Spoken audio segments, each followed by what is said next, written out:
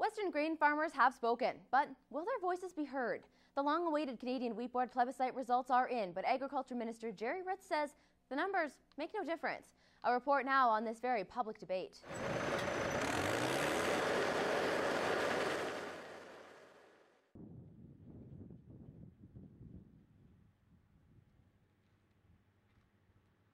That gives us a price premium overall.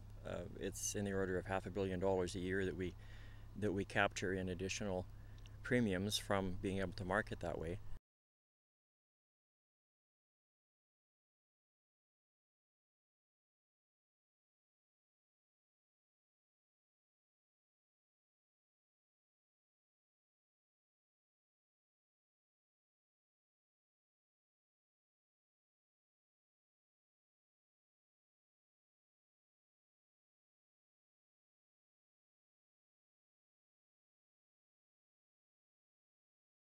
It gets rid of this notion that the federal minister said because he was elected on May 3rd that he had a mandate to dismantle Canadian Wheat Board. There can be no doubt that that is no longer true.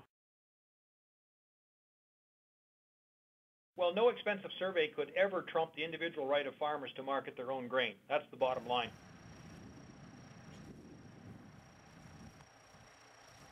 Because we don't know what would be in place if the wheat board goes.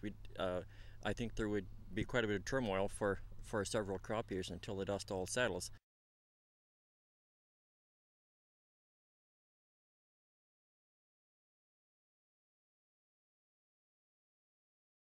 We look at the Australian model. It's proven everything we've said is possible here in Canada. They're growing more product. They're selling to 2.5 times as many countries as they did before. It's an example of what we need to do, and we will continue to move forward to give Western Canadian farmers the same rights and freedoms that now farmers in Australia and Ontario, for that matter, enjoy. No, that's not possible. Once the Canadian Wheat Board loses that authority, it has to start operating like a grain company. And because it's never been one, it doesn't have any capital base to finance its operations, because that's given back to farmers every year.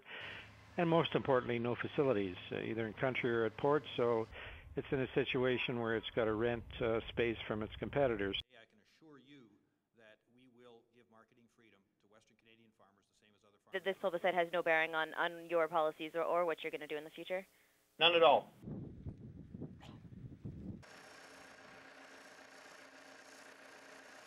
Obviously, certain individuals are in a position from time to time to capture a premium spot price. But and you'd always hope that you'd be one of those some of the time, but year in and year out, we're going to take less money.